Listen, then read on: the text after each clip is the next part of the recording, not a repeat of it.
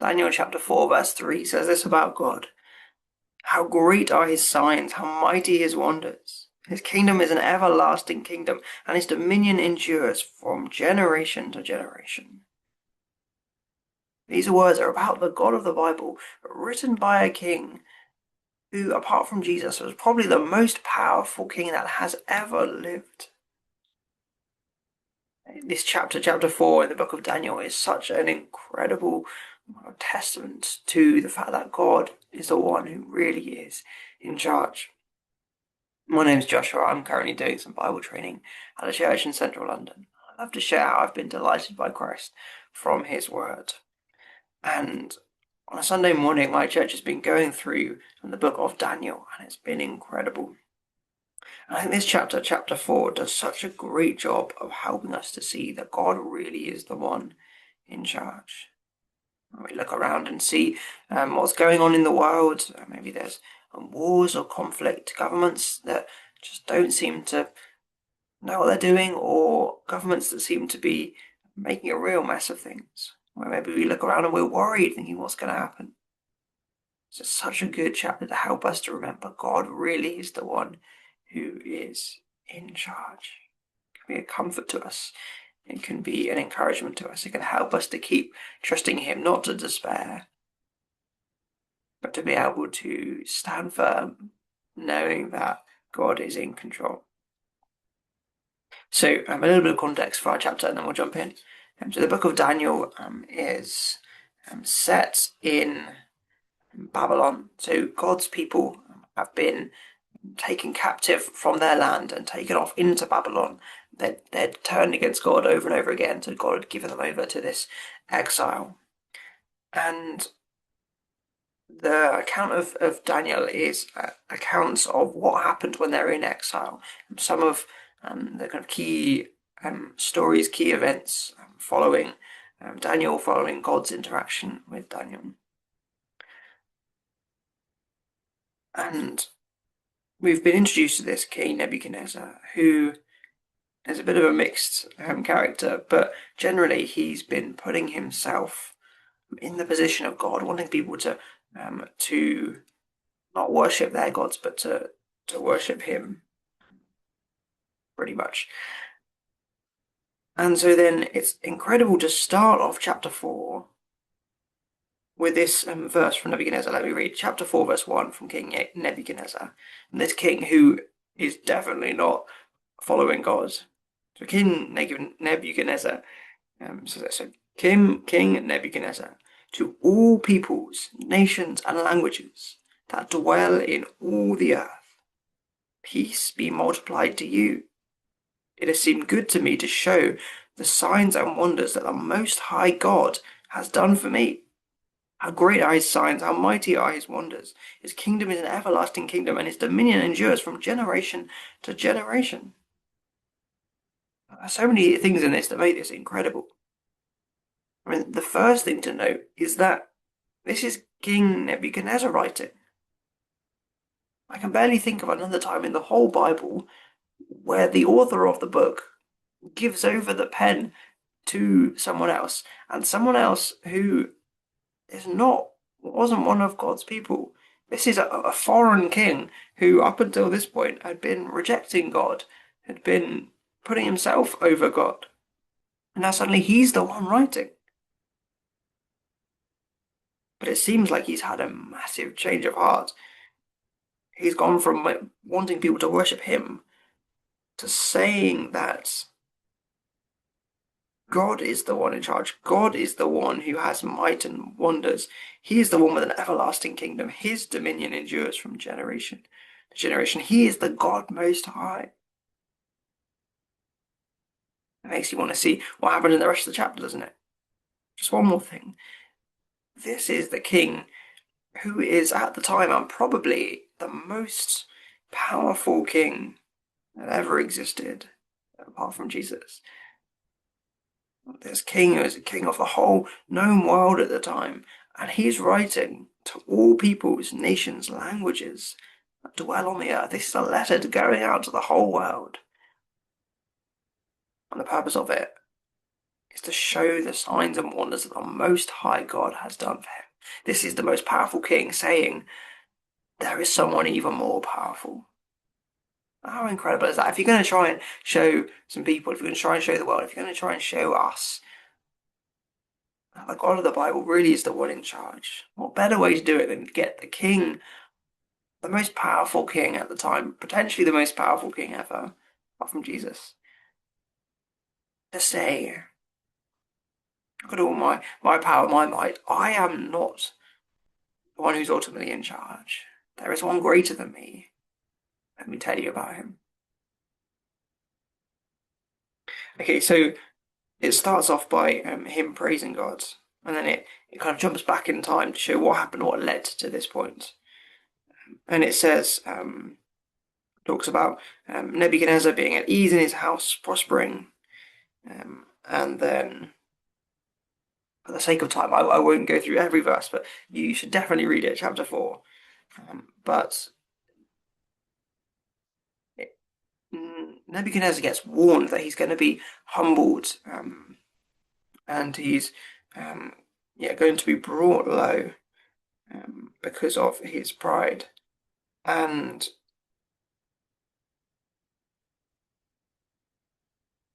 you get this verse in around let me read from verse 28. So from verse 28, chapter 4. And this came upon King Nebuchadnezzar. At the end of the 12 months, he was walking on the roof of his royal palace in Babylon. And the king answered and said, is not this great Babylon, which I have built by my mighty power, as a royal residence, and for the glory of my majesty? This is a very different Nebuchadnezzar speaking or mindset than what he had at the start. He looks out at his kingdom and he praises himself. He raises up his glory, saying, look at what I have done, look at what I have achieved, look how great I am. And I have built it for the glory of my majesty. Look at what I have done. Aren't I great? This is all here to show how great I am. He's not acknowledging God. He is focusing on himself. He's raising himself up. And then verse 31, while the words were still in the king's mouth, fell a voice from heaven.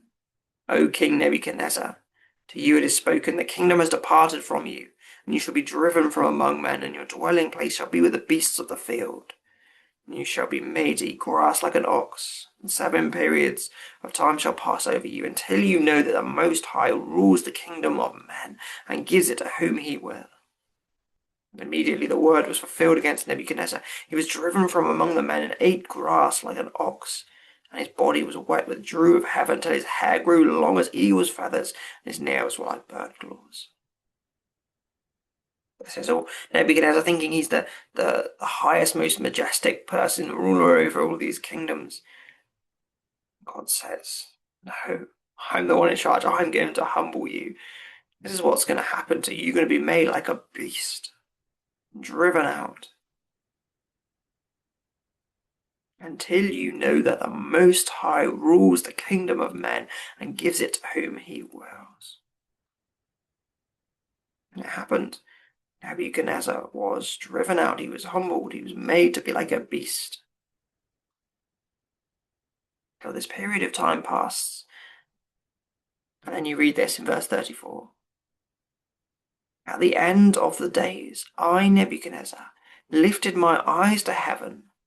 My reason returned to me, and I blessed the Most High, and praised and honored him who lives forever. Nebuchadnezzar humbled himself under God. He recognized that though he was this king with all this power and might, he was nothing compared to God.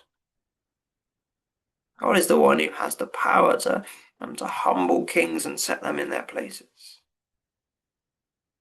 The Most High rules the kingdom of men and gives it to whom he will. Nebuchadnezzar recognized how God is in charge.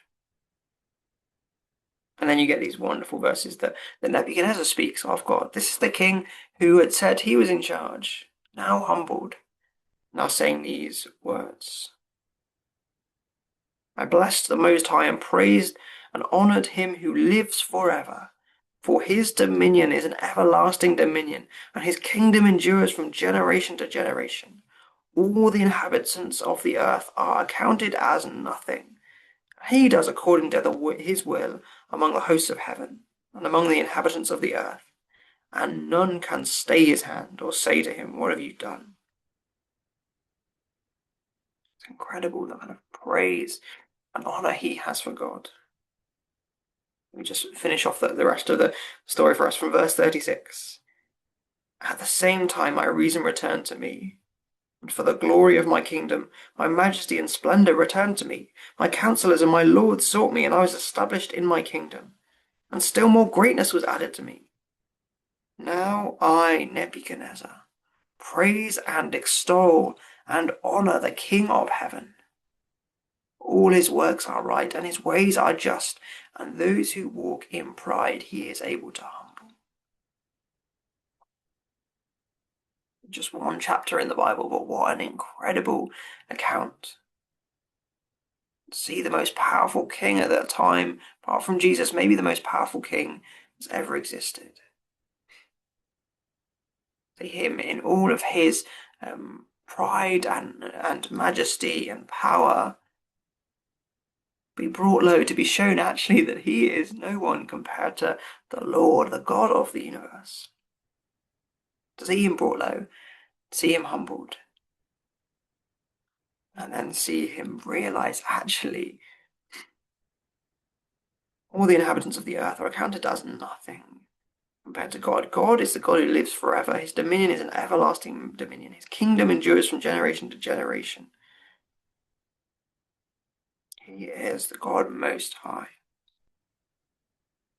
To see Nebuchadnezzar, this king, praising God, giving glory and honor to God. What an incredible story to show God really is the one in charge. God really is the one we should praise and honor. When we look out at the world and see all the other kings or rulers or governments, and we could be scared. What are they doing? You can have confidence God really is the one in charge of them and in charge of our lives. So it's incredible. This is the God as Christians that we worship, that we adore, that we serve, that we put in charge of our lives. This is also the God we can call our Father, the God we get to look forward to being with in the new creation. When I lead us in prayer. Father God, thank you for showing us some of your great power and might. You are an everlasting God. You are the one who is enthroned in heaven.